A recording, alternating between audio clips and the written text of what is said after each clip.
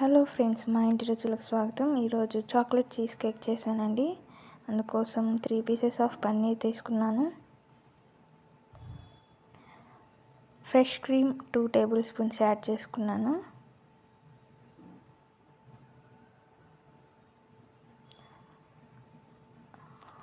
Sweetness కోసం condensed milk 3 table spoons add చేసుకుంటున్నానండి.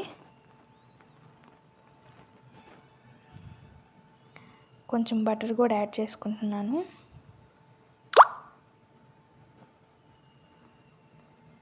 ఇవన్నీ స్మూత్గా గ్రైండ్ చేసుకొని పక్కన పెట్టుకోవాలి.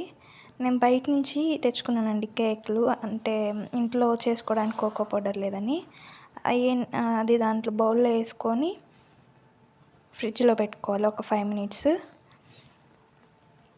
చాక్లెట్ క్రీమ్ కోసం నేను డార్క్ చాక్లెట్ తెచ్చుకొని దాన్ని కొంచెం కరిగించుకున్నాను బటర్ వేసి.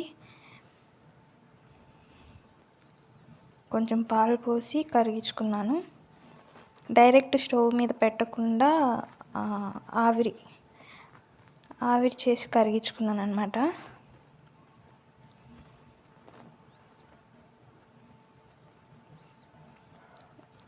ఇందాక ఫ్రిడ్జ్లో పెట్టిన బౌల్ తీసుకొని ఇందాక చేసుకున్న క్రీమ్ దీంట్లో యాడ్ చేసుకున్నాను.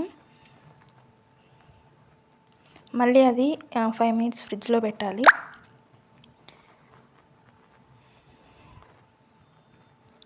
పెట్టి తీసినాక మళ్ళీ దాని మీద కొంచెం కేక్ పౌడర్ యాడ్ చేసుకొని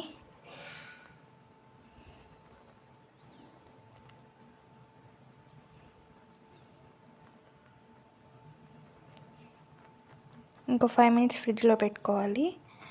దాని తర్వాత నేను చాక్లెట్ క్రీము ఈ వైట్ క్రీమ్ 2 మిక్స్ చేసి దాంట్లో వేసుకుంటున్నాను ఒక లేయర్ కోసం.